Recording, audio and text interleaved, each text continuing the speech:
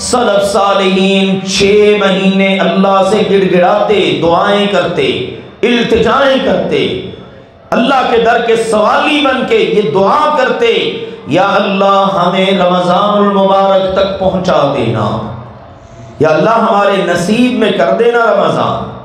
پھر کانوا یدعون 6 اشہر ان یتقبل منہم، پھر 6 مہینے اللہ سے دعائیں کرتے، یا اللہ جو اس ماہ مبارک میں ہم نے کیا ہے اس کو قبول فرما دے۔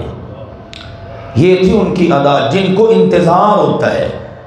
اب تو 10-11 دن رہ گئے نا، ہمیں کتنے دن سے خیال آنا شروع ہوا ہوگا میکسیمم؟ چلو شعبان میں بہت ہے تو رجب کے اندر، لیکن 6 مہینے پہلے سے بندہ اس مہمان کا انتظار کرنا شروع کر دے۔ اور یاد رکھیے شعبان کا مہینہ تو حقیقت کے اندر ابتدا ہے رمضان کی۔ شعبان کا مہینہ ابتدا ہے رمضان کی۔ یہ وہ مہینہ ہے شعبان کا جس کے اندر اللہ نے، اہل علم فرماتے ہیں، قبلے کو تبدیل کیا۔